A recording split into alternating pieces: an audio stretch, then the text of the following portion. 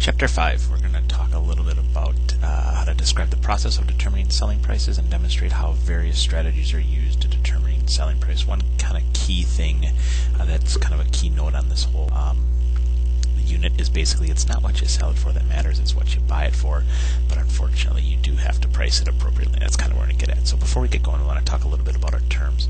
First term we're going to talk about is target pricing. So that's a pricing strategy where the company first determines the selling price of the product and then decides whether to enter the market. So they're going to determine their selling price, and oftentimes they're going to take it back to the design team, manufacturing team, and see, okay, can we produce this at this price? And once again, it's got to make sense to the customer, and it's got to financially make sense to the business. Price gouging, that's the practice of setting excessively high prices. So think of like if there's like a major, heaven forbid, a tornado.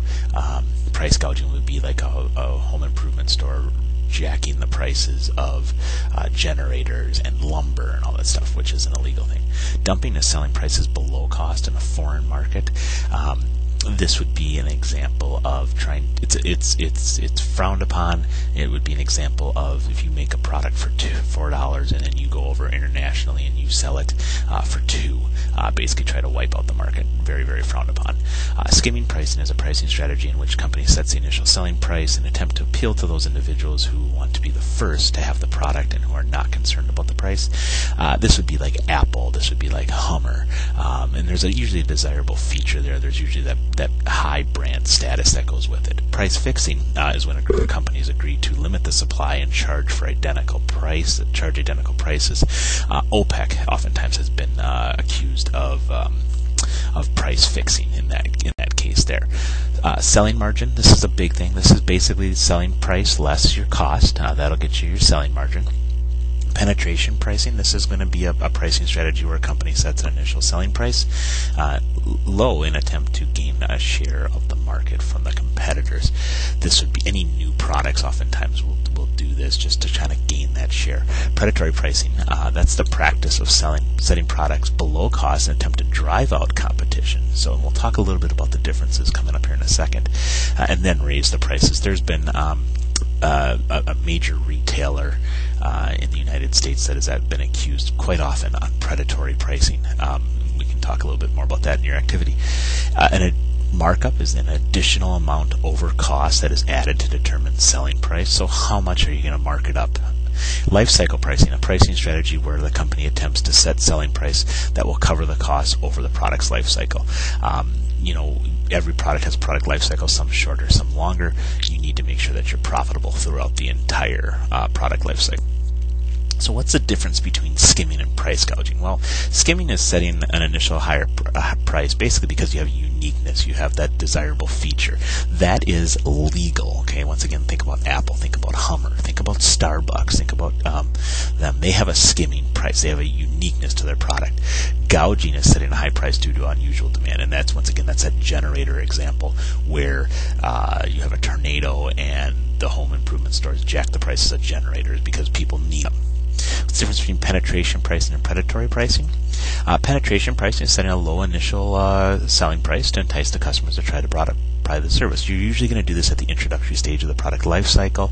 If you're trying to get into a market, let's say like the soda market, you're going to need to use penetration pricing. Now, predatory pricing is setting a low initial selling price to drive out the competition, and that is illegal.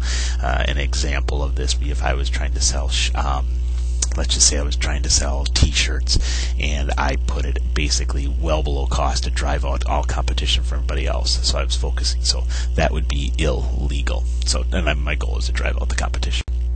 The difference between life cycle pricing and target pricing. Life cycle pricing basically takes a look at the selling price for the life of the product. So you're looking at the introductions, the growth, the maturity, the decline, the obsolescence stages there. You want to determine your cost, determine your required markup, and set selling prices, because you're going to have different prices. Because you could start out with a penetration pricing, increase the price, ultimately move to a price skimming strategy, and then back down to a penetration pricing to finish off the product. So target pricing is setting up selling price for the life of the product or service based on the market. So life cycle pricing is based on the the cost, and this is the based on the market, and we'll talk a little bit about that. Determine the selling price. You need to determine the required return and set your target cost from there. So we'll talk a little quick about pricing. What are the 4 primary influences on selling prices? They're going to be customers, competitors, legal and social forces, and cost. Those are your 4 primary influences on selling prices. Let's take a look at those a little more in depth now. Customers. First one, customers want a high quality and service at a reasonable price. I mean, it's no hidden secret. Must understand that the customers and respond to their needs. You know your product, know your customer. You're going to be able to sell to your customer for a lifetime. Law of demand plays a factor in the customers. As the price increases, demand decreases. As the price decreases, the demand increases. Once again, that's your law of demand. These trends, however, can be affected by various things, such as loyalty and unwillingness to substitute. So you think about coffee. Some people love their Starbucks, they're going to drink their Starbucks, and it doesn't matter what the price is, they're going to drink it. Staple versus luxury item. Hamburger versus steak. And you could even break down the hamburger. You could say a grass-fed beef versus just regular beef. That's gonna also impact that. Some people will always buy the grass-fed beef. Some people are gonna focus on that price. So staple versus luxury. Perceived high quality and service. Toyota has always been, for many years, has been perceived as a very high quality and high service, and it's a very expensive car. Whereas some of your other cars, Ford, Kia, an example of that, might not be as high of quality and service as perceived by other people. Next, we'll look at the competitors. Well, depending on the competitiveness in the market, the competitors may influence the selling price. So you have to monitor and you have to learn from them. You have to be watching what they're doing to set your selling price. There's pure competition. That's where the market's going to set the selling price. That's going to be like an agriculture industry. I mean, the farmers don't set the price for corn. They don't set the price for beef. They unfortunately are price takers in this one. Monopolistic competition, that's where the market influences the selling price. So this is individual companies influence the selling price. So if you look at the airline industry, they can't work together. They can't do price fixing per se, but their prices are pretty competitive when you look at it. When you look at computers, look at your cell phones, look at your athletic wear. Nike and Under Armour are going to be pretty much compatible there. So next week, another factor that influences price is legal and social forces. There's legal restrictions and social influences on the selling price. So you have to monitor the changes and learn from them. Monopoly. Okay, so like some legal and social forces would be like a monopoly. Our utility companies. That's where one company controls the market and the selling price. So so what will happen there is our government will approve the price changes if there's going to be price changes that are going to be coming. That helps basically protect the consumer. Oligopoly. This is an example of oil companies. This is going to be where there's high barriers of entry, very tough to get into. I mean, not everyone can start their own oil company. So there's very few companies. And do they control the selling price? Yeah, the government once again will monitor the selling prices. So notice, in a monopoly, the government will approve the price changes. In an oligopoly, the government will monitor them. And basically, the government's going to monitor both those because they're going to try to protect against price fixing, and they're going to try to protect against price gouging.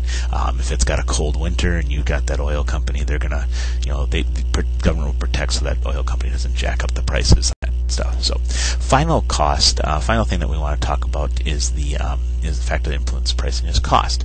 So in the long run, the selling price set by the company must cover all of its costs and provide a sufficient return to the owners.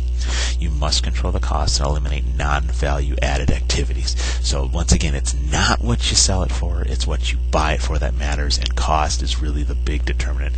So you really want to focus, companies need to focus a lot about markup, and that's what is added to the cost of the product to ensure the product. You have selling price, that is cost the product per unit, plus cost per unit times markup percentage, and then you have selling margin, which is selling price minus cost per unit. And those are the three kind of simple equations that you have to take a look at, and you have to know if you're going to calculate cost. And then finally you have to do your selling margin percentage, and that's the selling margin divided by selling price, and that percentage is key. The larger that percentage, the better you're doing.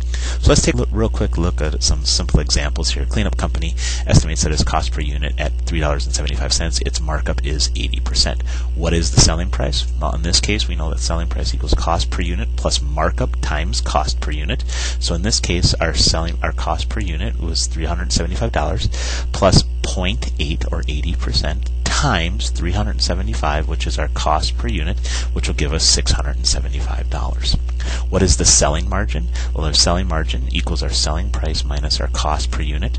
So in this case, our selling margin would equal our selling price, which is $675, minus $375, which will give us our selling margin of $300. Remember, if you look up above, we figured out our selling price up above in that equation. That's how we got that $675. What is the selling margin percentage?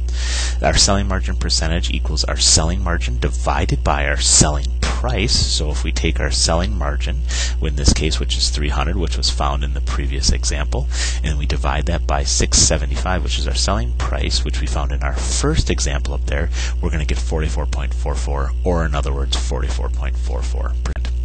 So let's take a look at another quick little example here. Michelangelo sets its selling price at $400. At this price, its selling margin is $300. What is the cost per unit? Well, we know that the cost per unit equals the selling price minus the selling margin. So in this case, we know that our selling price is $400 as given to us, minus our selling margin, which is $300, which will give us a cost per unit of $100. So what is the selling margin percentage?